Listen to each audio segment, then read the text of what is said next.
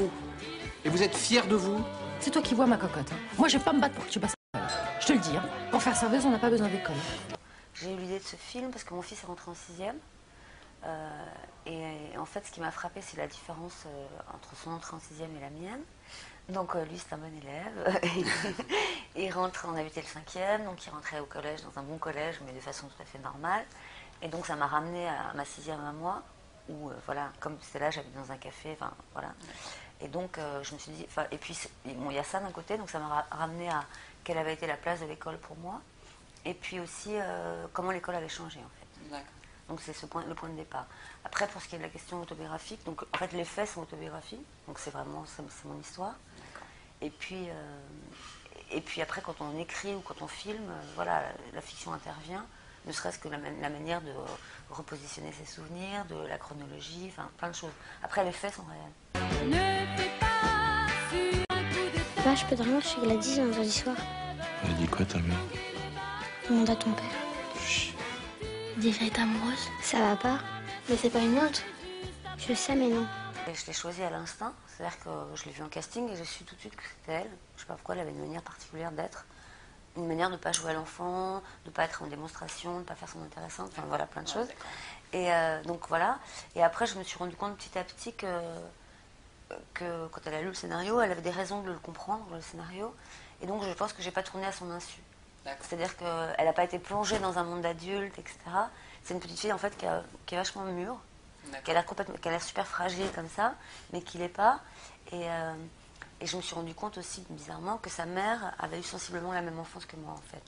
Et donc, il y avait des éléments qu'elle comprenait instinctivement, parce que, voilà, ça faisait partie aussi de son histoire.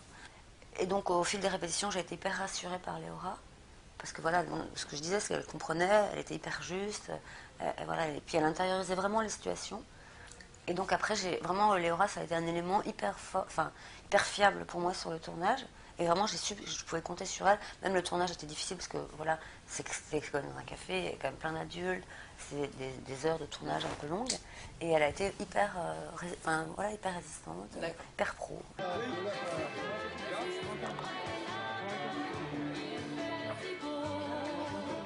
Moi, j'ai grandi dans un café comme c'était là, quoi. Donc, ce qui est vraiment particulier au café, c'est que c'est des habitués qui se voient tous les jours et que voilà, ils se répondent, ils font des blagues, voilà. Enfin, il y a l'univers de la vanne, quoi. Ouais. Et donc, j'ai voulu créer comme ça une bande où je me disais, voilà, si j'allume la caméra, ça marche, quoi. Même en dehors des dialogues, en dehors des scènes écrites. Et donc, voilà, et comme pour l'école, par exemple, il y a des vrais acteurs, Christophe Bourseillet, Valérie Strau, et puis il y a une vraie directrice d'école, un vrai prof, voilà.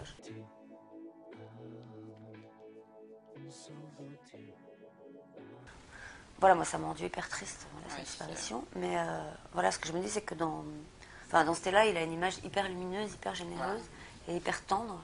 Et loin de la violence ou des choses comme ça, il était vraiment hyper généreux et hyper tendre. Et il l'a été sur le tournage aussi.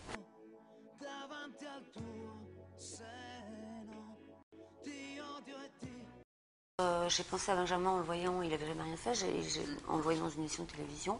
Et justement, j'ai retrouvé cette complexité. Voilà, parce qu'il avait une image de chanteur rive gauche, et puis quand il parlait, je me disais, c'est un peu discordant, c'est bizarre.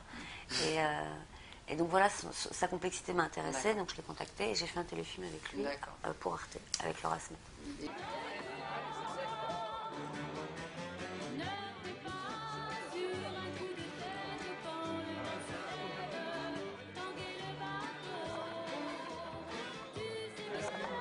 C'est une petite fille qui est dans un milieu où il n'y a pas vraiment de vie culturelle.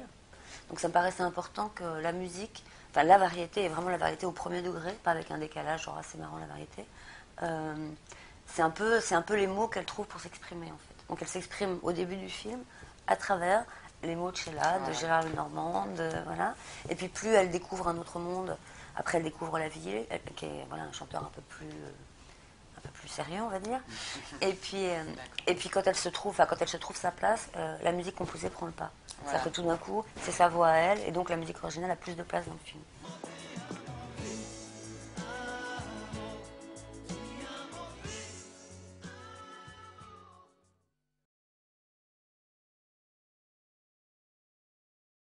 Moi j'adore Philippe.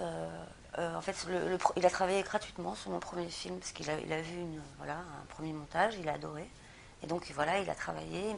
Et moi, quand j'étais petite, j'adorais Ron Carter, la musique de Ron Carter, dans le film Le choix des armes, une musique de film Une arme, mais avec Ron Carter à la contrebasse. Et donc il a fait venir Ron Carter de New York pour mon film. Et enfin bon, ça s'est passé merveilleusement bien. Et voilà, c'est quelqu'un qui adore, enfin voilà, c'est quelqu'un de talent, quoi, c'est Philippe Sarr.